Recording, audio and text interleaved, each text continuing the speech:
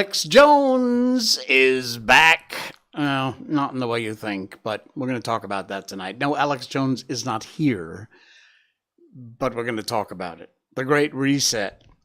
More coming up on that. The FBI's $1 million offer. Yeah, it just gets worse. And 3D films can make you pregnant. Welcome to the Jay Sheldon Show. Hello, happy Wednesday. It's Wednesday. Yay, we're halfway through the week. Here in Malaysia, it is just after 10 o'clock at night. On the east coast of the US of A, it is just after 10 o'clock in the morning. Hello, America. How are you? Hello to the UK, US, Australia, New Zealand, and Aldwin Wong. I don't like them putting chemicals in the water that turn the freaking frogs gay. Do you understand that? Well, you know, that is the big thing most people think about when they think of Alex Jones. Either that or the Stony Brook school shooting thing, whatever that was. He's on trial right now for that, which is a ridiculous trial. But anyway, he has since been proven not wrong about the chemicals in the water thing because of what the chemicals in the water do to the frogs. I mean, it's a headline-grabbing way to say it, but end of the day, he's not wrong. Look it up.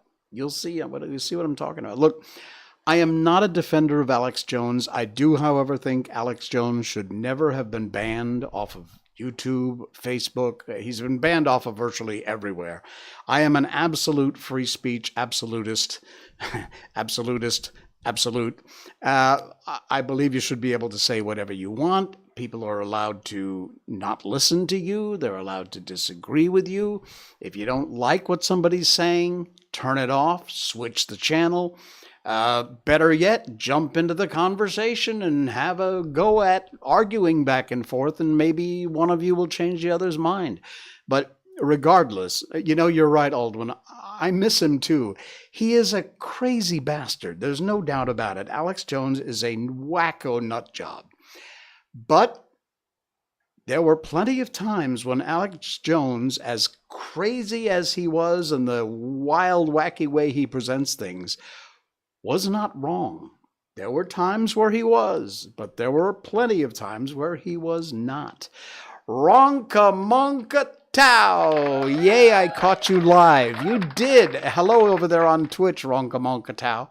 I love your name. I don't know what that means, but I love your name. Anyway, so we've got all that coming up, but right now we've got to move on and we got to get into our Miko update, of course. Miko update. Oh, yeah, the crazy little girl. Miko is our Shiba Inu dog. If you did not know that, maybe you're new to the stream and you just discovered us. But Miko is our Shiba Inu, and she is now doing fine. If you listened to our last stream, you found out that she was not doing very well. She had another one of those gastric things, and it was awful. She wasn't eating. Stuff was coming out of both ends, and it was a nightmare. Thankfully, it was another one of those little one-day episodes. She popped right back yesterday night, ate a full dinner. She ate a full dinner today. She's doing well. She had a couple of great walks, and she has recovered. So thank you for all your PMs and messages and emails that were asking about Miko. She's back at it. She's doing great. There she is, striking a pose in her best little lady pose. By the way, I was on my walk today, and one of her furry friends, we ran into the owner of that furry friend, and I were talking. She's going to be 3 in like 2 months. Yeah, December 1st is Miko's birthday. We'll do something special for it. So, yeah, Miko is going to be 3 years old coming up December 1st. Wow. Happy to hear that. Good. Thank you very much. I appreciate the thoughts. Thank you. Thank you.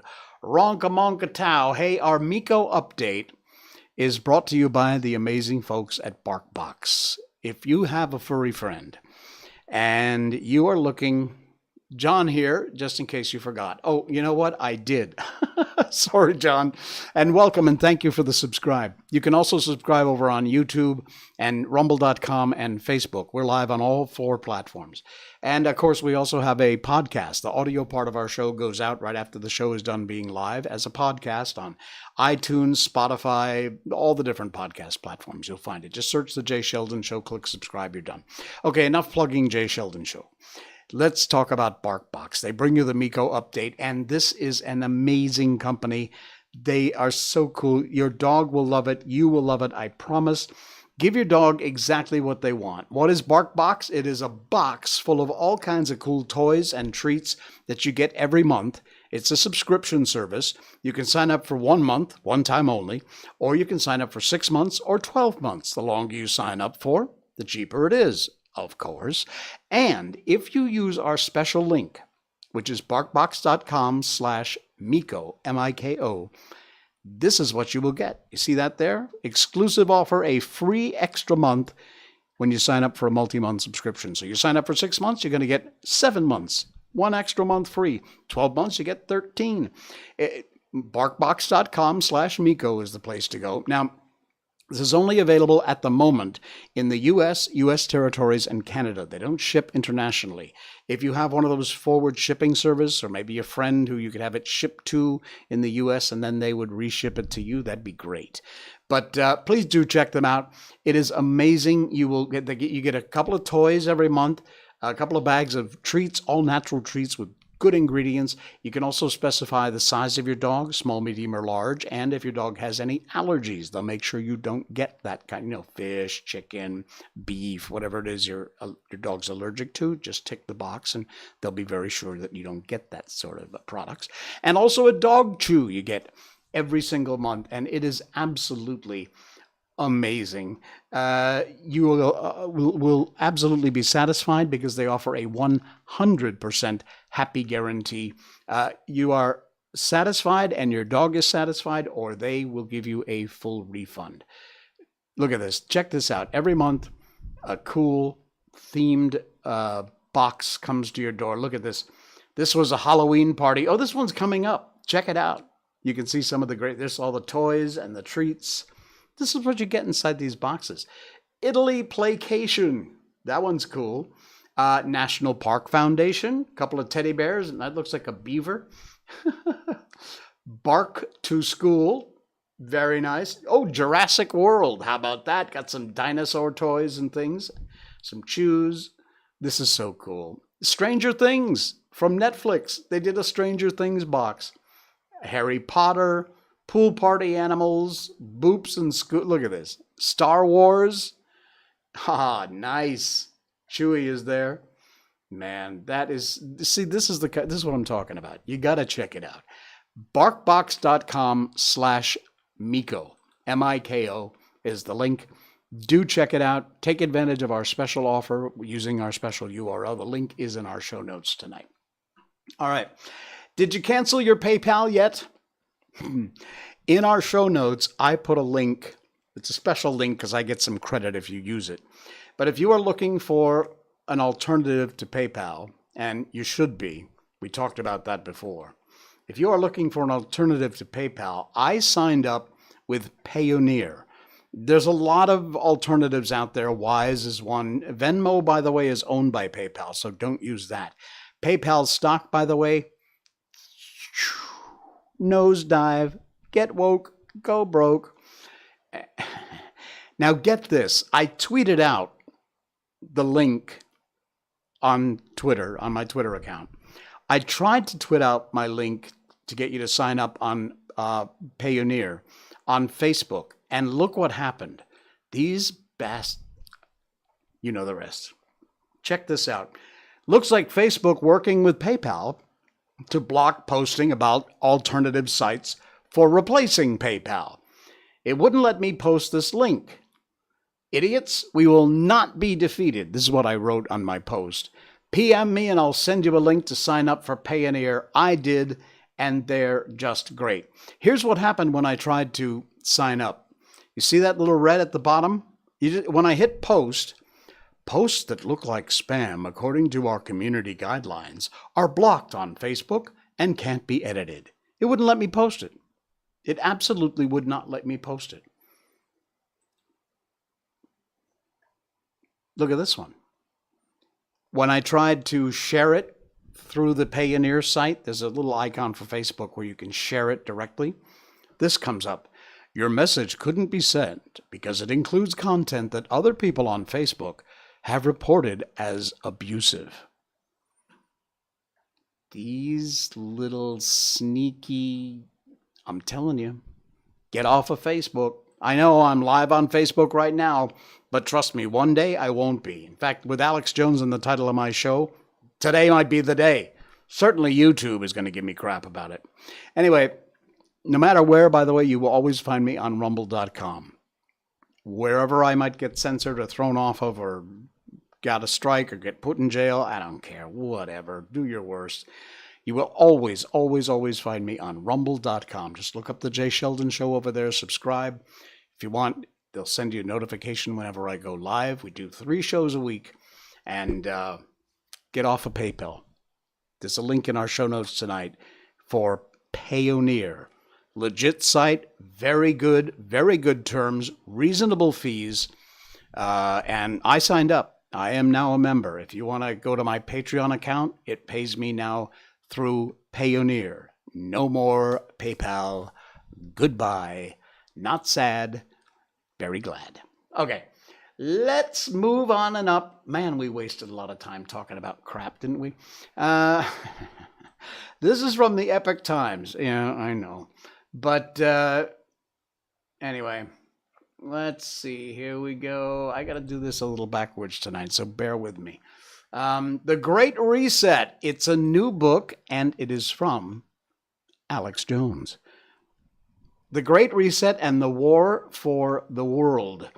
Alex warns of AI and genetic engineering in his best-selling book, The Great Reset. It is essential the population of the world understand that they are under attack by a scientific elite hell-bent on omnipresent control. That from Alex Jones' new book, The Great Reset. It's made its way up to several top-selling charts, despite a steady stream of recent news about lawsuits targeting him that put the beleaguered radio and TV host in a negative light.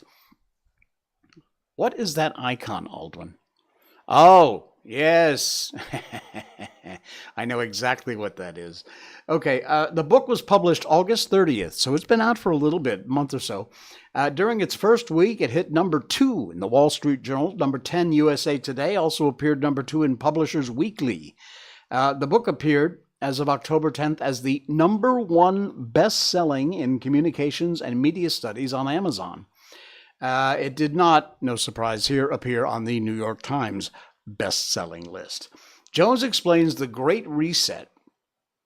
Now look, agree with Alex Jones or don't. I don't believe he should ever be censored. He should get the chance to say what he wants. He should be allowed on platforms. It's ridiculous. No matter what, it doesn't. You agree with him, you disagree with him. There's a right, a First Amendment right, to free speech. There's also a right to be stupid, and a lot of people take us up on that right.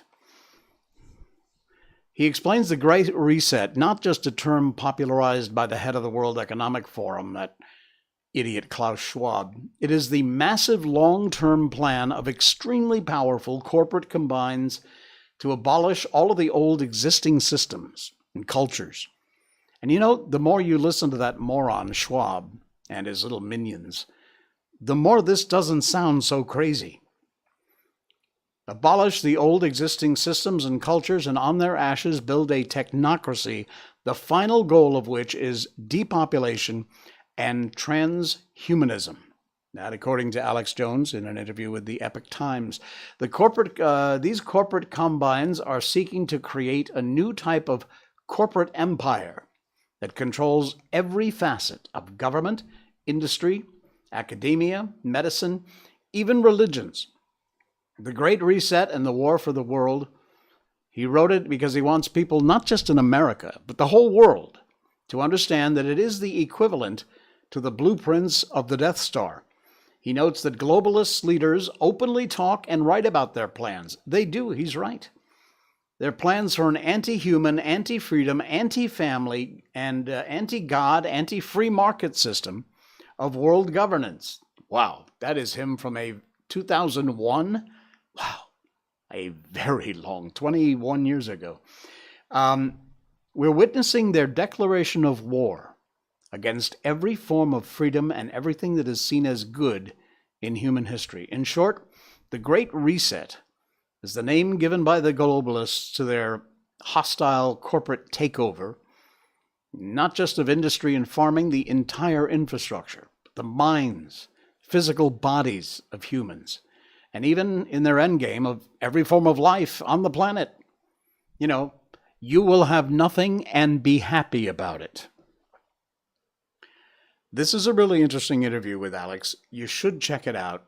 Yes, like I said in the beginning, the man is crazy nuts. But he is also not always wrong. I give you that he is a wacko. He has a style and a presentation that just doesn't sit right with a lot of people.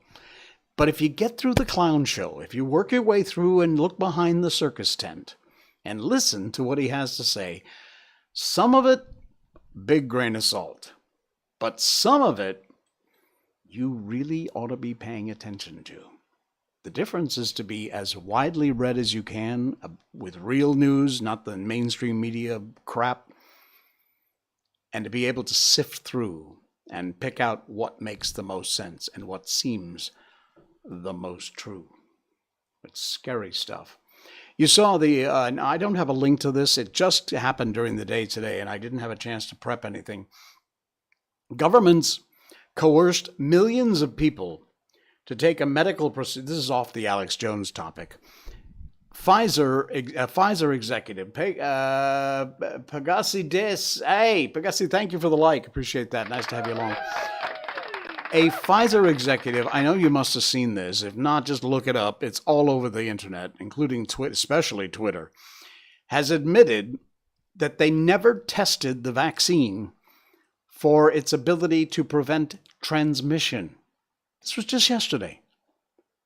Governments coerced millions of people to take a medical procedure to save Granny and discriminated those who didn't take it with passports, social exclusion, even job losses.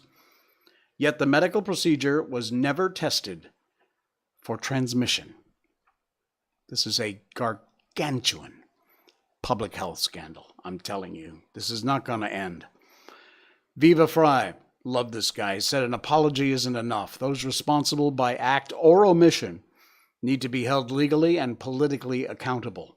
From the experts to the politicians to the enforcers. Exactly right. It is damned scary. Millions of lives destroyed over a forced shot that they now admit was never tested for transmissibility, if that's a word. Unbelievable. Here's another thing. I didn't get this confirmed. A little leery about sharing it, but it's a news article. It says Pfizer executive says Israel is a, quote, kind of laboratory, end quote, for COVID vaccines. How do you feel about that, Israel? Look that one up. Check out the story. This just gets worse and worse. Unbelievable. That's not the only thing that's unbelievable. How about this story that broke today? Just today. Senior FBI analyst reveals that Obama's FBI offered Christopher Steele $1 million, 1 million USD for dirt on Trump. There's the idiot there. Oh my goodness, Dawn Alabozak. I'm sorry, I know you have another name now, but I know you as Don Alabozak, Racette. Have not heard this voice since WSNG radio days. Lovely to hear you again, my friend. It is amazing to hear from you, Don. Wow. I can't believe over there in the U.S. Thank you so much for popping in by the show. I really appreciate it. Please give us a like and a follow over there on Facebook. And, man, this is like old home week. That is amazing. Yeah, Captain J, the pilot of the airwaves. All right, let's get back to this idiot. FBI supervisory analyst Brian Auten testified yesterday that Russia hoax dossier author Christopher Steele was offered $1 million by former President Barack Obama's FBI for dirt on Donald Trump. Nice, Alvin. According to the FBI official, he never got the money because he couldn't prove the allegations. According to the FBI official, Steele refused to provide the names of any of his sources during his meeting with the Bureau. Yeah, right. Furthermore, he didn't give the FBI anything substantive that would corroborate his claims with his now thoroughly and completely debunked dossier. This article is in our show notes. You want to check it out, read the whole thing. I'm not going to read through the whole article. Just know that $1 million was offered to this Christopher Steele idiot for dirt on Trump. How much more screwed up, how many more stories like this have to come out before we realize it's time to dismantle the FBI? Top down, top all the way down. Unbelievable. You must check out this story, and it will it will open your eyes, I promise. Scary, scary stuff. All right. Again, like I said, we're doing things a little backwards tonight, so you need to give me just a little bit of space in between our story. Oh, oh yeah, I love this one. You watch 3D movies? Dawn shared your stream. Thank you, Dawn. Appreciate that. You watch 3D movies? I have. They're kind of cool. And, I'll be honest, I hadn't thought about this. I really hadn't thought about this. But I have to believe it exists. 3D porn. I mean, it's a very expensive process, and, porn is not shot on a major budget. But if you think about it, 3D porn must be a thing. I don't know. I didn't look it up. I don't want to look it up. I have my safe search off, and some of the times when I search stuff, you would not believe the things that come up. No, not CGI. Real porn shot in 3D. Well, you're going to love this one. Look at this story. Woman claims watching 3D porn made her pregnant. A white American couple, that's important because of the next line, that had a black baby. The woman claimed she became pregnant watching a 3D porn film. God. The fathers of the child, Eric Johnson, a soldier, had been away for a year serving in a military base in Iraq. On his return home, he found the black baby at home. His wife, Jennifer Stewart, 38 years old, told him the baby had been conceived while she had been watching a 3D porn film. I see. Okay, so that's one thing. So the wife is an idiot, right? Now get what the husband says.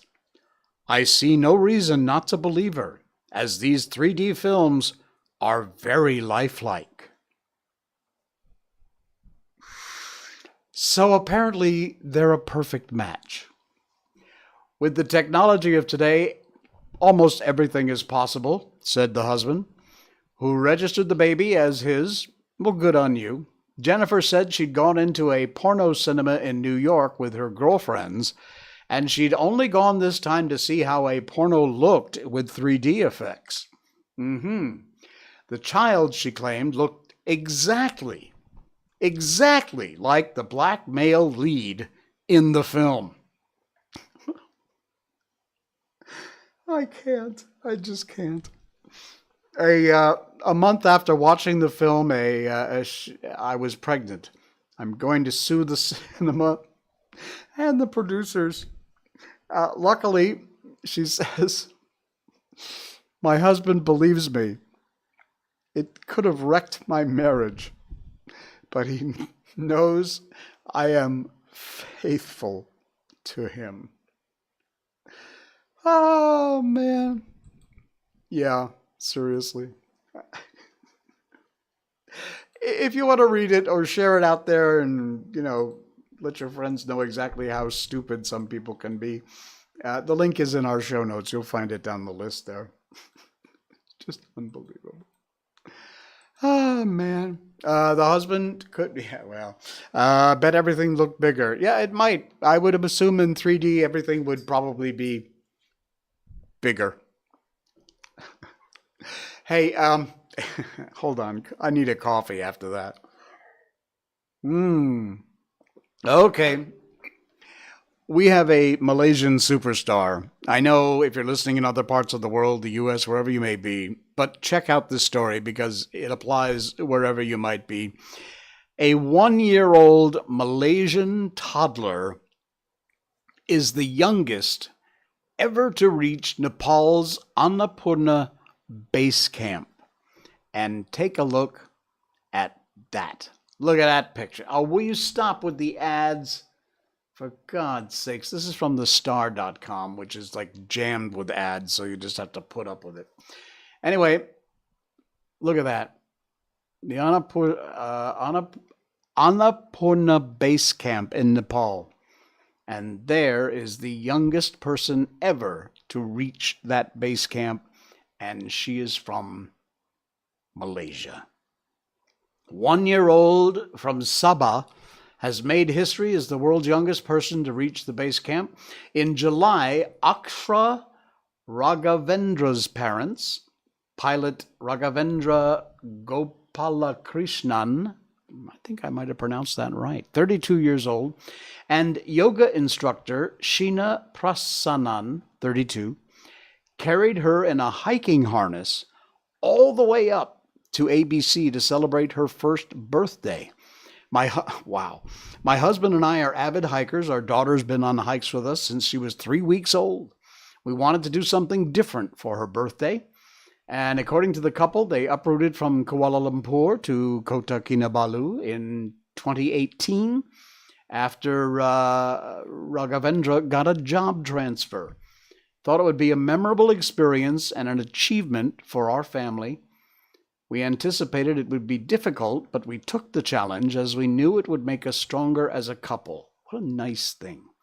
They trained for 5 weeks at Bukit Pandan Hiking Trail at Kota Kinabalu to ensure they were fit. They trained with Akshra in the 2-kilogram baby hiking carrier. That's the daughter's name, I assume, is Akshra. And at that point, she weighed 8 kg.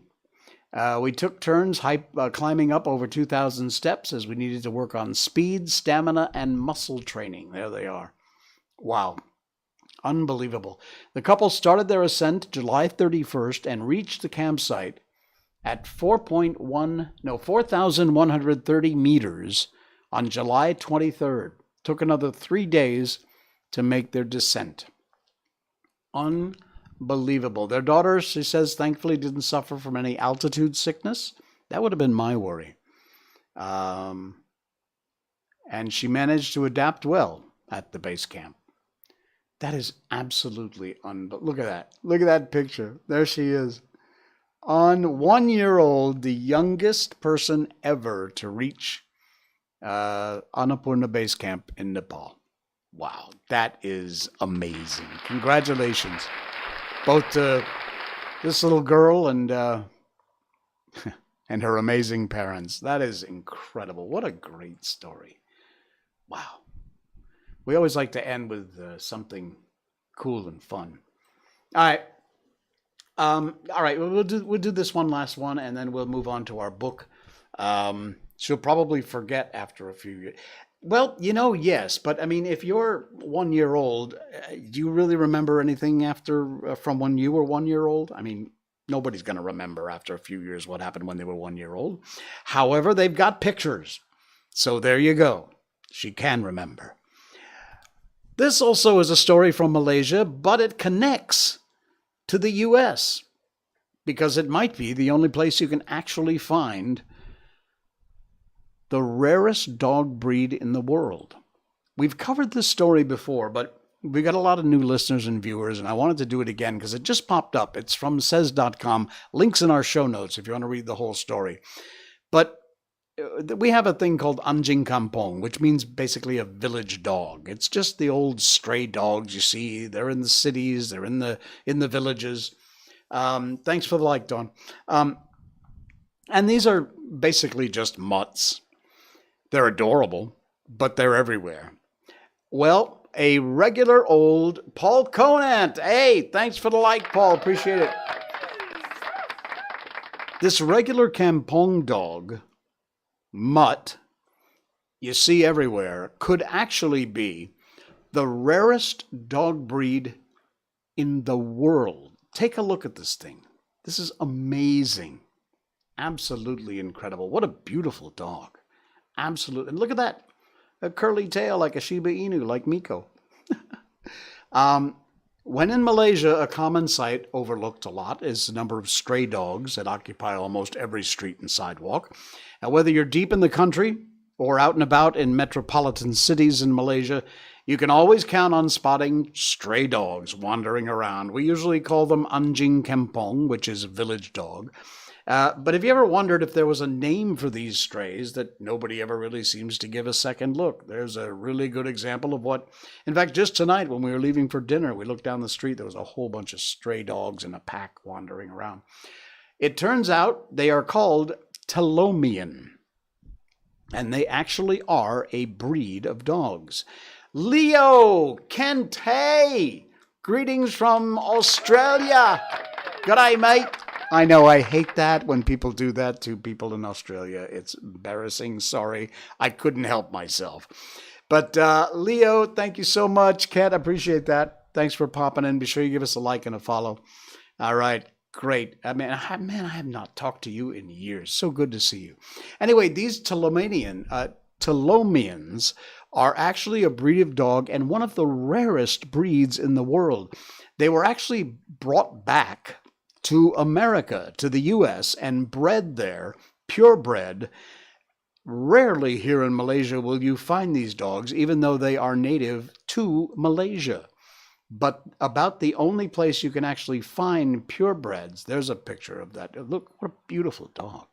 The Telomian breed, it came to light in the Western world when anthropologist Dr. Orville Elliott documented the breed in 1963. He coined the breed's name, Telomian, after discovering them in the Sungai Telom Valley in Pahang. How about that? They've got very distinctive features, and they can actually climb trees.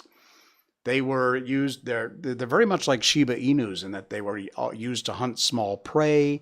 They're excellent guard dogs.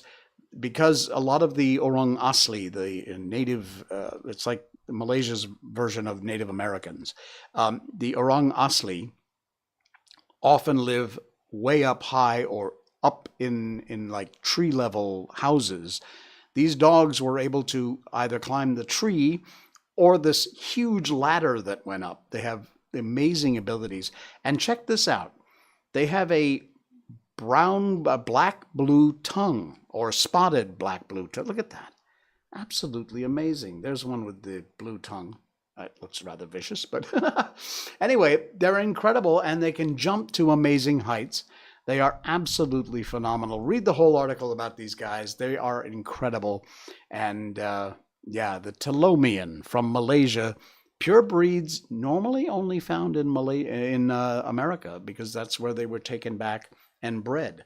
But they are wonderful companion dogs if you can find one. They are great family dogs. They're great family protectors. Smart as a whip, incredibly talented. They can learn how to open doorknobs. So they're very good with their paws. You might want to keep that in mind if you're going to keep them in the house. But I just had to share that. The link is in our show notes if you want to check it out. You're right, Dawn. They are absolutely beautiful. The more you know, Telomian always thought they were mutts and mongrels. There are plenty of mutts and mongrels out there, by all means. But some of the mutts and mongrels you see, if they look like that, that's not a mongrel or a mutt. That's a purebred Telomian, exclusively from Malaysia. Very cool. All right. Okie dokie. As you know, one of the things we regularly do on this show is to read classic books. We've done that from nearly the very first show. This, by the way, is our 275th show. Wow.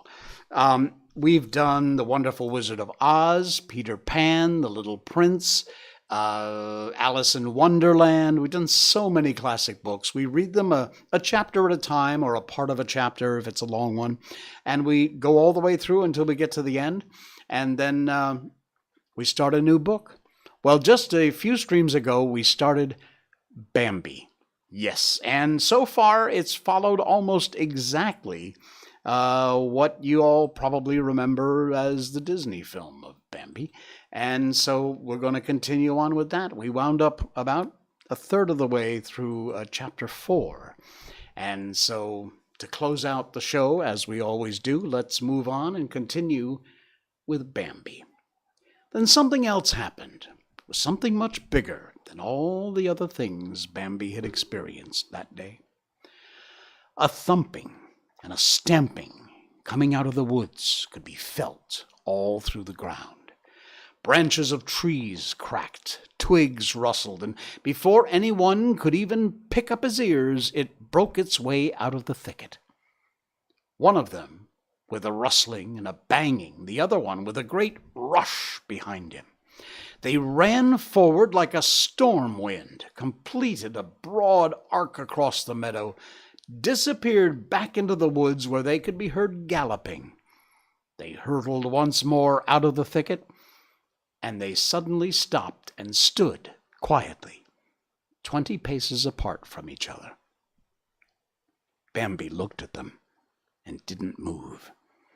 They looked like his mother and Auntie Enna, but on their heads there was a glittering crown of antlers made of brown pearls and bright white prongs. Bambi couldn't move. He looked at one, then the other. One of them was smaller than the other, and his crown was less developed, too. But the other had a beauty that gave him an air of authority. He held his head high, and his crown was even higher. It sparkled from the darkness into the light. It was adorned with the majesty of many black and brown pearls, and the long white tips glittered. "Oh!" exclaimed Faline in amazement. Gobbo repeated her quickly. Bambi, though, said nothing at all. He was captivated and silent. The two of them now began to move, getting further apart from each other as they went, each of them to a different side of the meadow, and there they went slowly back into the wood. The majestic figure came up quite close to the children, Bambi's mother and Auntie Enna. His step showed a quiet glory. He held his noble head up high like a king, and dignified no one with as much of a glance. The children didn't dare to breathe until he disappeared back into the thicket. They looked around, trying to see him, but just at that moment the green doors of the wood closed behind him. Faline was the first to break the silence.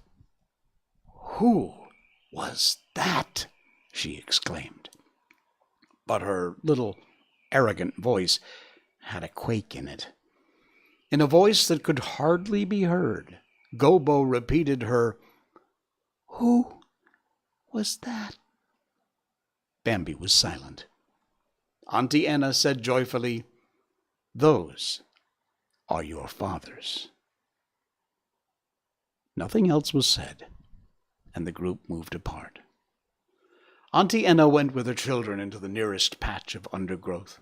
That was the way they always went. Bambi and his mother had to go right across the meadow to the oak tree to get to the route they usually took. For a long time he remained silent, and finally he asked, "Did they not see us?" His mother understood what he meant, and replied, "Of course they saw us. They see everything." Bambi felt shy and didn't dare to ask any more questions, but the wish to do so overcame his shyness. "Why?" he began, and then he was silent again. His mother helped him. "What is it you want to say, my child?" "Why didn't they stay with us?" "They don't stay with us," his mother answered. "Only now and then." "Why didn't they speak to us?" His mother said, "They don't speak to us anymore. Only now and then. We have to wait till they come, and then we have to wait till they talk to us, if they want to." Bambi became cross and asked, "Will my father speak to me?" "Of course he will, my child," his mother promised him. "He'll let you be with him." In silence, Bambi went closer to his mother, his mind filled with thoughts about the appearance of his father. "He's so beautiful," he thought, and then again, "so beautiful." His mother seemed able to read his mind, and she said, "If you're still alive, my child, if you're clever and avoid danger, you'll be as strong and as beautiful as your father, and you'll carry a crown on your head, just like his." Bambi took a deep breath. His heart became big with happiness and anticipation. Wow. That's chapter 4. We'll move on to chapter 5 coming up on our next stream on Saturday night. We'll get into chapter 5. As you see, it's very similar to the Disney film. Aldwin, I recently watched Shin Ultraman in theaters. Was an interesting take on the 1966 version. Do you watch tokusatsu? No, I don't. Sorry, I don't even know what that is. All right, that's going to do it for us tonight. Thanks so much. We had so many new people popping in. Thank you, guys. I really appreciate that. It's so nice to see you. Leo, Dawn, thanks for the like and the subscribes, the follows. I really, really appreciate that. I will be back on Saturday night, 10 o'clock Malaysian time, wherever that is in your part of the world. Please do like and subscribe. And if you'd like to see all of our past libraries of shows, it's available. Rumble.com, look for The Jay Sheldon Show. Or, of course, check out our podcast. You'll find all our shows way back, 275 of them, at Spotify, iTunes, wherever you get your podcast. Look for The Jay Sheldon Show right there, and just click follow or subscribe. That's all you need to do, and it's all totally free. If you would like, by the way, if you're dumping your PayPal like millions of people have, you're looking for an alternative, Payoneer is a very great service, and the very top link in our show notes tonight is a link. You can check out Payoneer, sign up. It's free, very reasonable fees. Do what I did. Dump PayPal, sign up with Payoneer. You won't be disappointed. All right. We'll see you again on Saturday night. That's it. The Jay Sheldon Show. Good night, everybody.